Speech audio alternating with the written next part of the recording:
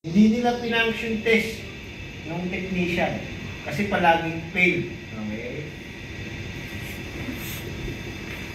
Ang masaklap nun, sir, no? Pag alis nila, kasi nga hindi hindi kasi kayo makapagpa-under sa puwerto, di ba? Hindi nyo malalaman. Actually, sa function test, failed na, sabi pa rin ng technician, hindi, okay lang yan. Okay lang daw, sir.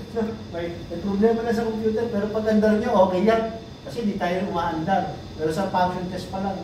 Supply na. Supply na. Okay. Ito yung maling ginawa niya. Yung sinasabi ko sa inyo, 12 o'clock na slot, doon sa 1A ilalim na pwesto. So, anong nangyari, sir? Ang nagpa-on sa encoder niya, ang nagpa-ilaw, sir, no? Yung end ng ano, sir, circle. Etong kabila, sir. Balik off na sana. Yes, sir. So, doon sa instruction kasi, sir, no, halos ganito lang yung nasa manual. Okay? Sabi niya, no, ilagay niyo sa 0 degrees yung flywheel. Okay? I-set nyo ngayon yung inner encoder, no? So, luluwangan. Okay?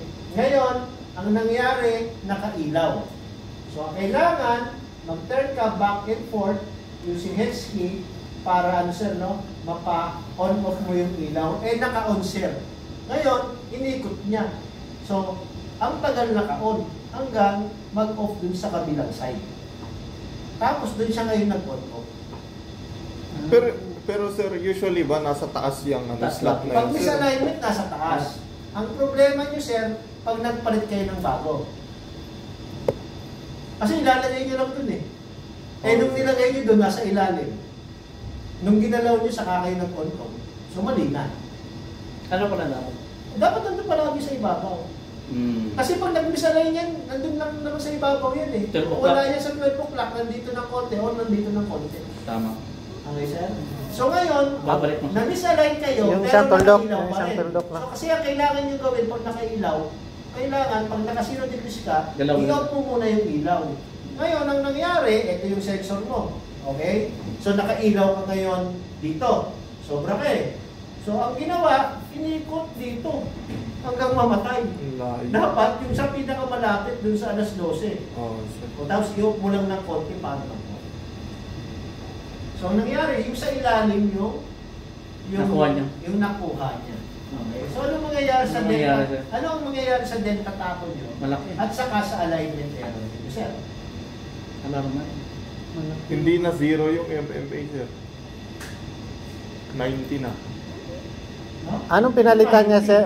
180. 180 pala. Kasi sa baba na yun. Kasi sa baba. Sa kabila pala, no? Biruin niyo, sir, technician yan. Pero binalik niya, sir? Sila na. Sila sa barko.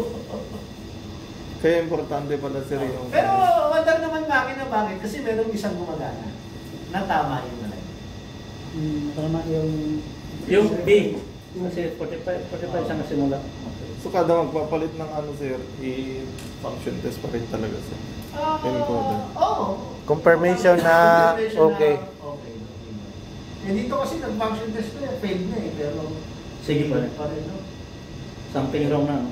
So, usually yung sumasampahan ng technician, pag sinabi yung man technician, sir, tinuro, ang ano niya din, ang trabaho niyan, hard labor.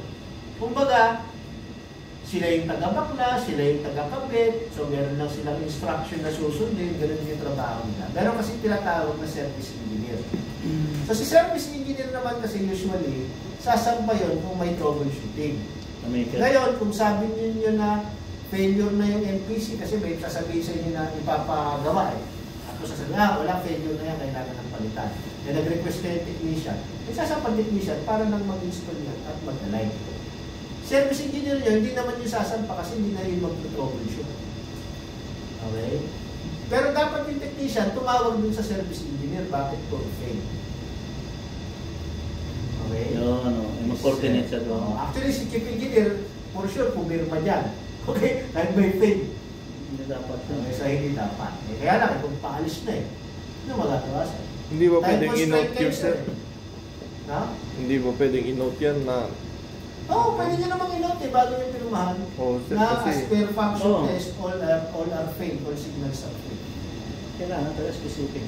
Kasi hindi siya Pirma to eh. hindi siya maaan dito, hindi siya tutugma. Hindi na siya tumagma.